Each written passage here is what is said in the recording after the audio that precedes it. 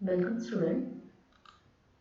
In today's lecture, we are going to discuss about some genetic disorder which are found in human beings. What is the genetic disorder? Genetic म्हणजे अनुवंशिक जे काही diseases आहेत तर त्या डिसीजेसच्या संदर्भात आपण या लेक्चरमध्ये डिस्कस करणार आहे. ब्रॉडली हे जे काही जेनेटिक डिसऑर्डर्स आहेत त्याला आपण 2 कॅटेगरीजमध्ये डिवाइड करू शकतो. One is the Mendelian disorder and other is the chromosomal disorder. Now, what is the Mendelian disorder? Mendelian disorder म्हणजे असे डिसऑर्डर किंवा असे diseases which are caused due to the alteration or a mutation in the gene. जीन्समध्ये काही जर mutation झालं किंवा जीन्समध्ये जर काही चेंजेस झाले, सडन चेंजेस, त्या चेंजेसमुळे जी काही डिसीजेस फाउंड होतात त्यांना आपण मेंडेलियन डिसऑर्डर्स म्हणतो. And what is the chromosomal disorder? Chromosomal disorder is caused due to the absence or excess of one or more chromosome. जो काही आपला पॅटर्न आहे नॉर्मल क्रोमोझोम्सचा, जसं ह्युमन बिंग्समध्ये 46 क्रोमोझोम्स सापडतात किंवा 23 पेअर्स ऑफ क्रोमोझोम्स सापडतात, त्यामध्ये एखादा क्रोमोझोम अधिकचा असेल किंवा एखादा क्रोमोझोम जो आहे तो कमी असेल तर अशा वेळी जे डिसीजेस फॉर्म होतात त्यांना आपण क्रोमोझोमल डिसऑर्डर्स म्हणतो. Get it? So genetic disorders are broadly divided into 2 categories, Mendelian disorder and chromosomal disorder. आता मेंडेलियन डिसऑर्डर्सचे जे काही एक्झाम्पल्स आहेत की थॅलासमिया असेल, sickle cell anaemia, colour blindness, haemophilia, phenylketonuria, तर हे सगळे एक्झाम्पल्स आपण डिस्कस केलेले आहेत इन डिटेलमध्ये except thalassaemia, right. So in this lecture we are going to discuss about the thalassemia, and the examples of chromosomal disorders are Down syndrome, Turner syndrome, Klinefelter syndrome. आता हे सगळे syndromes कशा पद्धतीचे आहेत, त्यांचे कॅरेक्टर्स काय आहेत, त्या नेक्स्ट स्लाइडमध्ये आपण पाहणार आहोत. First of all we will discuss about the thalassaemia. Thalassaemia जो आहे तो बेसिकली ब्लडशी रिलेटेड असा डिसीज आहे. ब्लडशी रिलेटेड डिसीजमध्येही तो रेड ब्लड सेल्स जे आहेत त्याच्याशी रिलेटेड असा डिसीज आहे.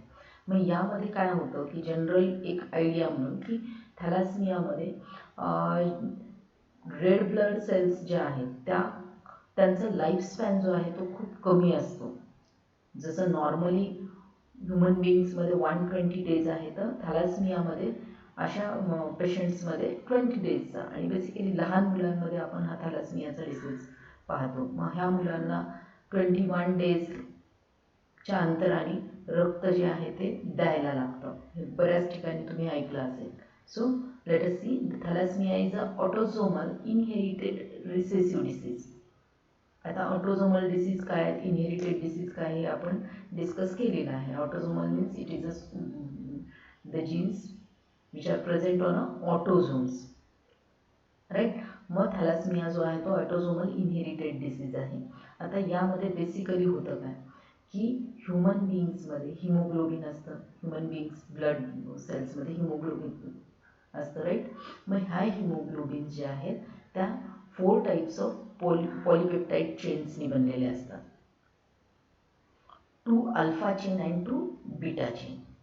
आता या अल्फा चेन तयार होण्याचं जे काम आहे ते कंट्रोल करतं HbA1 and HbA2 genes, okay, which are present on a chromosome 60. and beta chain जे आहे ते कंट्रोल करतं HbB gene which is present on chromosome 11. Get it? Haemoglobin जो आहे तो 4 पॉलिपेप्टाइड चेननी बनलेला आहे, 2 alpha chain and 2 beta chain. Alpha चेनची जी काही सिंथसिस आहे किंवा त्याचं तयार होण्याची जी प्रोसेस आहे ती कंट्रोल करणाऱ्या 2 जीन्स आहेत, HbA1 आणि HbA2. ह्या 2 जीन्स क्रोमोझोम नंबर 16 वरती प्रेझेंट असतात. वाईल बीटा चेन जी आहे ती कंट्रोल करण्याचं सिंगल जीन काम करतं, and that gene is HbB which is present on chromosome number 11, right. मग ह्या ज्या काही जीन्स आहेत त्या जीन्समध्ये जर काही अल्टरेशन आलं तर मग थॅलासमियाचा डिसीज जो आहे तो कॉज होतो. Depending upon which chain of haemoglobin is affected, thalassaemia is also classified into alpha thalassaemia and beta thalassaemia, right. मग याच पद्धतीने आपण म्हणू शकतो की थॅलॅसमियाचे 2 टाईप्स आहेत, की कुठली चेन अफेक्ट होते, अल्फा चेन अफेक्ट होते का beta chain. Depending upon the result, there are 2 kinds of thalassemia, that is alpha thalassemia and beta thalassemia. Okay, it is caused due to the deletion or mutation of the gene which codes for alpha or beta globin chain that result in the abnormal synthesis of hemoglobin. Right.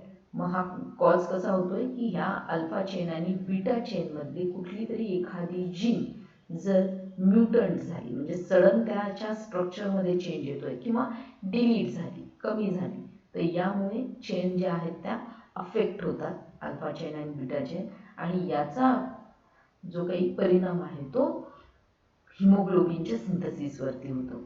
Haemoglobin जे आहे ते properly synthesis होत नाही. So get it, thalassaemia is a blood related autosomal inherited recessive disease. Okay, then what is the symptoms of thalassaemia. Thalassaemia असणाऱ्या पर्सनमध्ये symptoms काय? A person shows the symptoms like anaemia, that is deficiency of the blood, then pale yellow color skin, जी काही स्किनचा colour आहे तो yellow होतो, pale होतो. Then changes in the size and shapes of RBC, slow growth and development, dark urine etcetera. Thalassaemia असणाऱ्या पर्सन्समध्ये सगळ्यात पहिलं जे आहे character that is anaemia, that is deficiency of blood त्यांच्यामध्ये भरपूर कमी असतं, स्किनचा कलर येलो होतो. देन शेप आणि साईज जो आहे तो RBCचा तो ॲबनॉर्मल असतो किंवा चेंज होतो. या पर्सन्समधली ग्रोथ जी आहे ती खूप स्लो असते, ग्रोथ अँड डेव्हलपमेंट, अँड युरिनचा कलर जो आहे तो भरपूर डार्क असतो. थॅलासेमिया असणाऱ्या पर्सन्सला ब्लड ट्रान्सफ्युजनची खूप आवश्यकता असते, म्हणजे त्यांना सतत ब्लड जे आहे ते एक्सटर्नली आपल्याला द्यायला लागतं. लहान मुलांमध्ये तर 21 डेजच्या डिफरन्सनी ब्लड जे आहे ते त्यांना द्यायला लागतं. Okay, then thalassaemia is different from the sickle cell anaemia. Sickle cell ॲनिमियाचा स्टडी आपण केलेला आहे की त्याच्यामध्ये RBCचा जो शेप आहे तो सिकल किंवा मून शेप होतो. Right. So this is all about the thalassemia. Now we will discuss about the Down syndrome. Down syndrome is also called as the 21st trisomy. 21st trisomy. आणि Down syndrome हे नाव जे आहे ते कशामुळे दिलेलं आहे? Down syndrome is named after the physician John Langdon Down who first described this autosomal chromosomal disorder in 1866. Right. John Langdon Down यांनी सगळ्यात पहिल्यांदा हा सिंड्रोम जो आहे तो डिस्कवर केलेला आहे किंवा डिस्क्राईब केलेला आहे इन 1866, आणि त्याच बेसिसवरती या सिंड्रोमला आपण डाऊन सिंड्रोम म्हणतो. Right. This syndrome is cause due to the extra copy of chromosome number, that is 21st chromosome, hence it is also known as the trisomy of 21st chromosome. Here, see here. जे human बीइंग्समध्ये 23 pairs of chromosomes असतात. Right. 23 pairs of chromosome, त्यापैकी down सिंड्रोममध्ये काय होतं की 21st क्रोमोझोममध्ये single पेअरच्या ऐवजी तिथे that means 2 क्रोमोझोम्सच्या ऐवजी 3 क्रोमोझोम्स असतात, म्हणून त्याला आपण ट्रायसोमी. आणि कुठे आहे? 21st. So it is called as 21st trisomy. Get it? Get it? की इथे 21st जो क्रोमोझोम आहे तिथे 2च्या ऐवजी 3 क्रोमोझोम्स असतात, म्हणून त्याला आपण काय म्हणतो? 21st trisomy. It shows the presence of 3 copies of 21st chromosome instead of homologous pair. 2च्या ऐवजी इथे 3 असतात. सो ह्यांचा टोटल नंबर ऑफ क्रोमोझोम्स किती होणार? मग नॉर्मल पर्सनमध्ये 46 असतात, तर डाऊन सिंड्रोममध्ये it is about 47. Then 21st trisomy occurs due to non-disjunction or failure of separation of a chromosome during gamete formation or during anaphase. आता हे 21st ट्रायसोमी कशामुळे होतं की गॅमेट फॉर्मेशन होत असताना मेलमध्ये आणि फिमेलमध्ये pairs of a chromosome separate होत असतात एकमेकांपासून. बट ट्रायसोमी असणाऱ्या पर्सन्समध्ये काय होऊ शकतं की हे जे काही पेअर्स आहेत ते प्रॉपरली सेपरेट होऊ शकत नाहीत आणि ते as it is in a pair carried होतात गॅमेटमध्ये. Get it? Now what are the symptoms of a Down syndrome? Down syndrome असणाऱ्या पर्सन्सचे सिम्पटम्स काय आहेत? बेसिकली डाऊन सिंड्रोम जो आहे कॉज होण्याचे कारण आपण बघितले की हा जेनेटिक ऑटोझोमल डिसऑर्डर आहे आणि मेनली हा जो काही डिसीज आहे तो ज्या फिमेल्स ॲबो 35 इयर्स किंवा ॲबो 45 इयर्स ओल्डमध्ये कन्सिव्ह करतात किंवा प्रेग्नेंट राहतात अशा फिमेल्समध्ये त्यांच्या मुलांमध्ये हा डाऊन सिंड्रोम होण्याची शक्यता जी आहे ती जास्ती असते. Get it? Then this patient shows the mild or moderate mental retardation and poor skeleton development. Down syndrome असणारे जे काही पेशंट्स आहेत किंवा पर्सन्स आहेत यांच्यामध्ये माइल्ड और मॉडरेट कमी प्रमाणामध्ये एक मेंटल रिटार्डेशन आहे, मतिमंदत्व जे म्हणतो आपण, की अशी मुलं जी आहेत ती मतिमंद असतात आणि बेसिकली त्यांचं स्केलेटन डेव्हलपमेंट जे आहे ते खूप पुअर असतं किंवा स्केलेटन डेव्हलपमेंट जी आहे ती चांगल्या पद्धतीने झालेली नसते. फॉर एक्झाम्पल की हाईट त्यांची बऱ्यापैकी कमी असते. त्यानंतर त्यांना आपण एक्सटर्नली पाहूनच सांगू शकतो की this patient is suffering from the Down syndrome. By because त्यांचा जो काही चेहऱ्याचा आकार आहे तो छोटा असतो.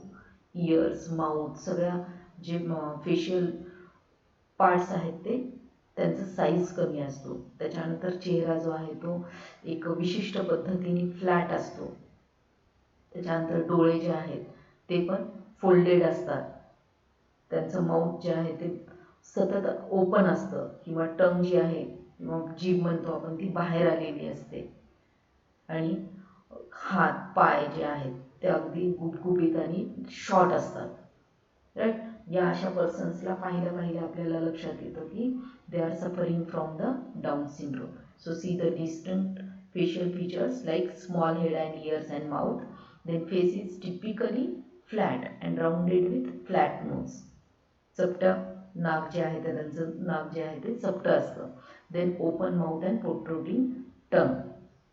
eyes slant up and out with internal epicanthal folds. Then flat hands and stubby fingers and palm is broad with a single palmar crease. Okay, all these are the characters of Down syndrome. Now, what is the Turner syndrome? Turner syndrome is also called as the X monosomy or XO females.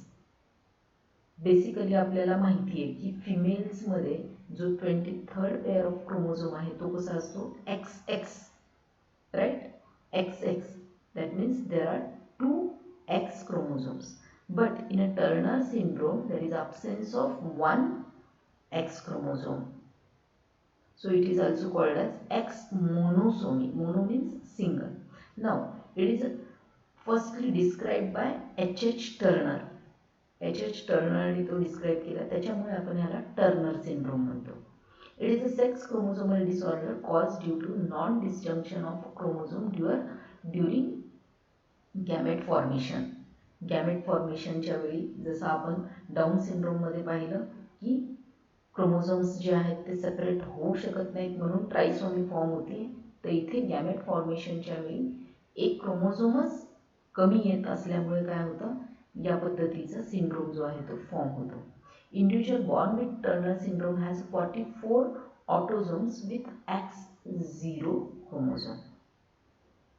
Turner syndrome असणाऱ्या ज्या persons आहेत त्यांच्यामध्ये basically काय होतं की 44 autosomes properly presents असतात. फक्त जो काही 23rd पेअर आहे क्रोमोझोम्सचा, सेक्स क्रोमोझोम्सचा, इथे सिंगल एक्स क्रोमोझोम असतो. दुसरा एक्स क्रोमोझोम जो आहे तो काय आहे?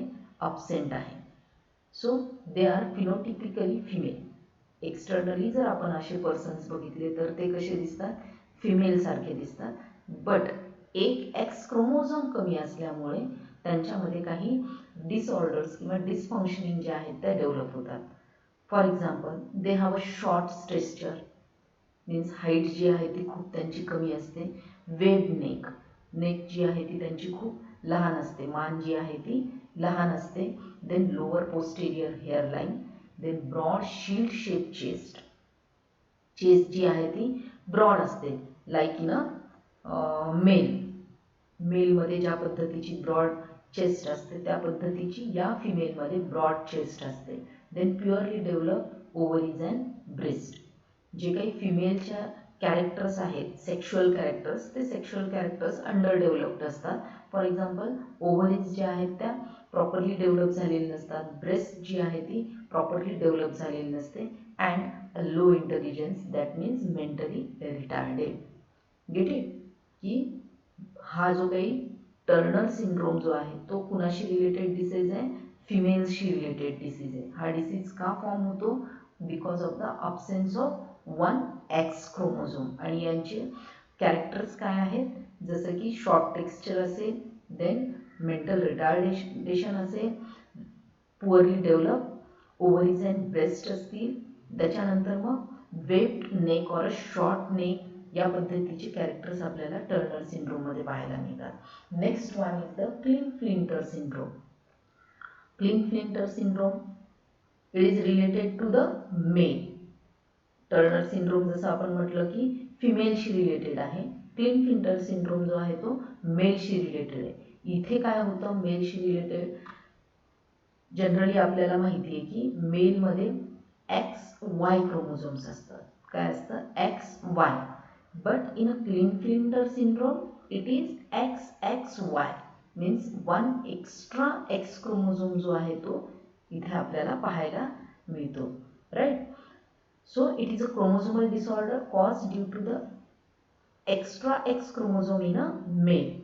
Thus, genotype of the individual with a Klinefelter syndrome is 44 autosome plus XXY sex chromosome.